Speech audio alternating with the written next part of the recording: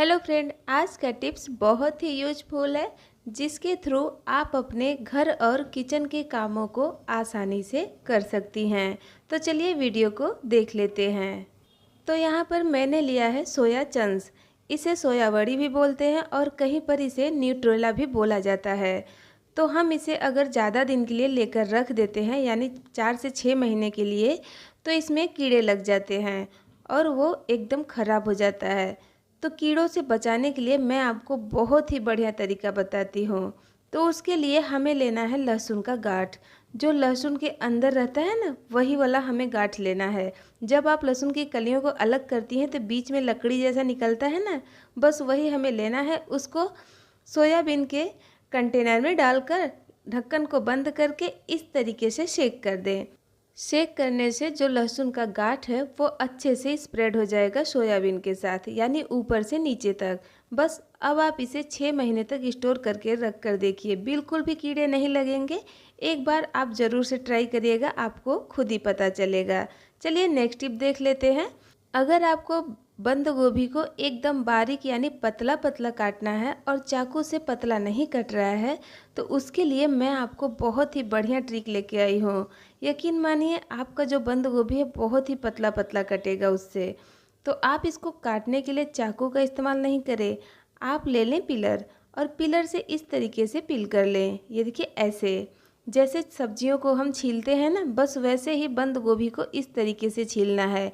यानी ऊपर के साइड से इसको छीलना है बंद गोभी को आधा काटने के बाद, तभी इसके लेयर अलग अलग निकलेंगे और एकदम पतला कटेगा। यानी अगर आप इसे नूडल्स में डालेंगी तो बहुत ही टेस्टी लगेगा, क्योंकि इसका जो साइज़ है ना वो एकदम नूडल्स के साइज़ का रहेगा।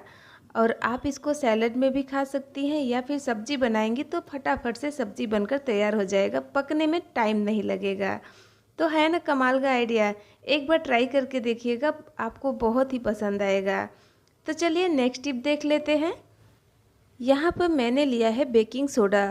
जब भी हम इस तरीके के डब्बे वाला चीज़ खरीद कर लेके आते हैं तो उसका जब हम लिड हटाते हैं तो इस तरीके से फॉइल पेपर से सील रहता है, ताकि इसके अंदर का जो सामान है वो जल्दी से ख़राब नहीं हो, इसके लिए।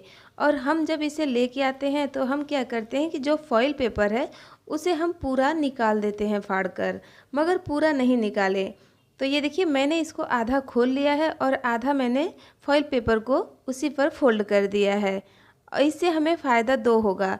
पहला ये होगा कि जब हम इसमें से बेकिंग सोडा निकालेंगे तो ये देखिए, जब हम नॉर्मल ऐसे निकालते हैं तो ये देखिए पूरा 1.5 चम्मच के करीब एक ही चम्मच में आ गया है, मतलब कोई मेजरिंग नहीं रहेगा। आपको 1 चम्मच चाहिए मगर वो ज़्यादा आ जाएगा और गिरता भी है। तो आप क्या करें कि जब इसे निकालें ना, तो ऐसे देखिए फॉइल पेपर से टच करते हुए निकालेंगी तो परफेक्ट 1 चम्मच ही निकलेगा। आप देख सकती हैं कि चम्मच के एकदम बराबर है बेकिंग सोडा। तो इसका पहला फ़ायदा यही है कि हमें जो भी चीज़ निकालना रहेगा एकदम परफेक्ट माप से निकलेगा। और दूसरा फ़ायदा ये है कि जब हम इसे बंद करेंगे तो फॉइल पेपर को इस तरीके से पहले बंद कर दें, उसके बाद इसका लिड लगा दें, यानी ढक्कन बंद कर दें।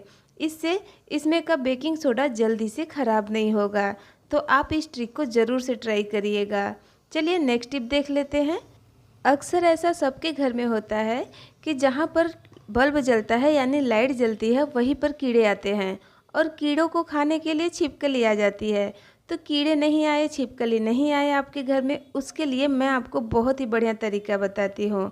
तो उसके लिए हमें लेना है प्याज यानी कांदा। प्याज को दोनों साइड से ऐसे कट कर लें, उसके बाद उसे ऐसे आधा कर लें। अब हम प्याज का छिलका उतार लेंगे। तो यहाँ पर हमने इसको छील लिया है। अब प्याज को हमें इस तरीके से काट लेना है। अब क्या करना है कि इसके जो लेयर है ना उसे अलग कर लेना है इस तरीके से। ये देखिए, अब हम लेंगे बल्ब। तो जो बल्ब आप लगा रही हैं अपने रूम में वही बल्ब को निकाल कर ले लें। अब इसके ऊपर हमें रबड़ लगाना है। तो रबड़ को हमें नीचे की साइड लगाना है बल्ब में, जिधर से हम होल्डर में बल्ब को अटैच करते हैं ना उधर ही लगाना है, यानी नीचे की साइड में। आप देख सकती हैं।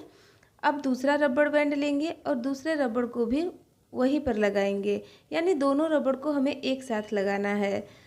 अब हम लेंगे प्याज का जो स्लाइस हमने काटा है ना, उसी को लेना है और एक रबड़ को खींचकर उसके अंदर स्लाइस को इस तरीके से लगा देना है। एक रबड़ में ही लगाए, दूसरा रबड़ उसके नीचे रहने दें।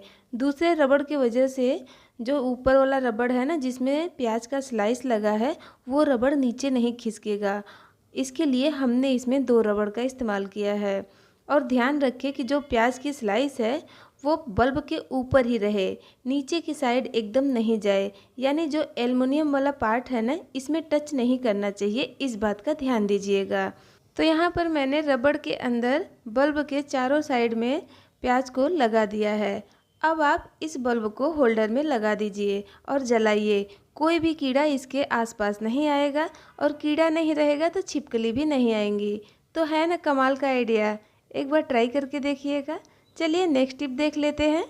नींबू का इस्तेमाल तो हम अपने खाने में करते ही रहते हैं और यहाँ पर मैं आपको बताऊंगी कि नींबू को निचोड़ने का बहुत ही बढ़िया तरीका, और साथ में आधा नींबू अगर आप रख रही हैं फ्रिज में, वो ख़राब नहीं हो, उसके लिए भी मैं आपको बहुत ही बढ़िया आइडिया बताऊंगी। तो नींबू का रस निकालने के लिए लेंगे एक बर्तन। अब लेंगे हम रोटी सेकने वाला चिमटा, जिससे हम रोटी को तवे पर पलटते हैं प्लस गैस पर फुलाते हैं, वही चिमटा हमें लेना है।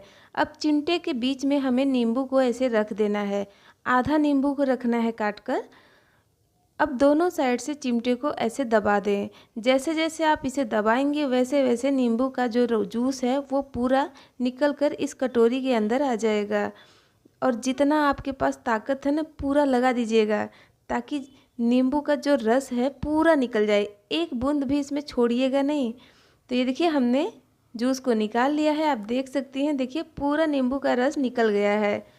अब इस तरीके से अगर आधा नींबू बच जाता है और फ्रिज में रखेंगे ऐसे ही, तो ये नींबू कड़वा हो जाता है, यानी इसका जो जूस है ना वो ख़राब हो जाता है। तो इससे क्या करें कि जो नींबू का रस हमने निकाला है उस वाले छिलके को जो कटा वाला नींबू है उसमें लगाकर इस तरीके से टूथपिक लगा के उसे बंद कर दें। ऐसे क्या होगा कि उसमें हवा नहीं जाएगा और ये अच्छे से बंद रहेगा, जिसकी वजह से ये ज़्यादा दिन तक फ्रिज में सेफ़ रहेगा, ख़राब बिल्कुल नहीं होगा। एक बार ट्राई करके देखिएगा। तो चलिए नेक्स्ट टिप देख लेते हैं। जब भी हम किताबें पढ़ते हैं तो किताबों को पढ़ लेते हैं, उसके बाद इसे बंद करके रख देते हैं और वापस से हम इसे पढ़ने के लिए जब लेते हैं तो हमें पता ही नहीं चलता है कि कौन सा पेज है, कहाँ पर हम पढ़ रहे थे और वो पेज हम इतनी मोटी बुक में कैसे ढूंढें। तो उसके लिए हमें बहुत प्रॉब्लम होती है और अगर ढूंढने में लग जाए तो बहुत ज़्यादा टाइम भी लगता है। तो ऐसा नहीं करना पड़े, उसके लिए मैं आपको बहुत ही बढ़िया तरीका बताऊंगी। तो उसके लिए आपको लेना है रबड़। बस रबड़ को हमें बुक में इस तरीके से लगा देना है, ये देखिए ऐसे। जहाँ पर आप पढ़ रही हैं, यानी जहाँ तक पढ़ के आप बुक को बंद कर रही हैं, वहीं पर रबड़ को ऐसे लगा दें। बस अब आप बुक को बंद करके रख दीजिए। अब आप इस बुक को महीने 2 महीने बाद भी निकाल कर पढ़ेंगी तो भी आपको वो वाला पेज खुद ही खुलकर मिल जाएगा। मैं आपको खोलकर दिखा रही हूँ, ये देखिए एक ही बार में पेज मिल गया है। तो है ना एकदम यूजफुल टिप। चलिए एक और देख लेते हैं टिप। पन्नों को जब हम पलटते हैं, यानी बुक के पन्नों को इस तरीके से पलटते हैं तो एक साथ 2-3 पन्ने आ जाते हैं, इसे हमें अलग करना पड़ता है। तो एक बार में एक ही पन्ना पलटे, उसके लिए आप क्या करें कि आप ले लें रबड़ बैंड और इस वाली उंगली में रबड़ को 2 से 3 बार लपेट लें। रबड़ को हमें उंगली में थोड़ा सा ढीला ही रखना है, एकदम टाइट नहीं लगाएं, नहीं तो खून का सर्कुलेशन बंद हो जाएगा, जिसकी वजह से उंगली में दर्द होने लगेगा। तो ध्यान दीजिएगा इस बात का। अब देखिए बुक के पन्ने को कितना इजीली हम पलट पा रहे हैं, मतलब एक बार में एक ही पन्ना आ रहा है। आप एक बार ट्राई करके खुद देख लीजिएगा, आपको खुद ही पता चल जाएगा। बस उसके बाद रबड़ को निकाल लें, जब बुक पढ़ लें तो रबड़ को निकाल कर वापस से बुक में लगा दें। तो है ना यूजफुल टिप। वीडियो पसंद आया होगा, टिप्स अच्छे लगे होंगे तो वीडियो को एक लाइक ज़रूर से कर दीजिएगा और चैनल पर पहली बार आई हैं तो मेरे चैनल को सब्सक्राइब जरूर से कर लीजिएगा, ऐसे ही यूजफुल टिप्स देखने के लिए। फैमिली और फ्रेंड के साथ ज़्यादा से ज़्यादा शेयर करिएगा। वीडियो देखने के लिए आपका बहुत बहुत थैंक यू, धन्यवाद।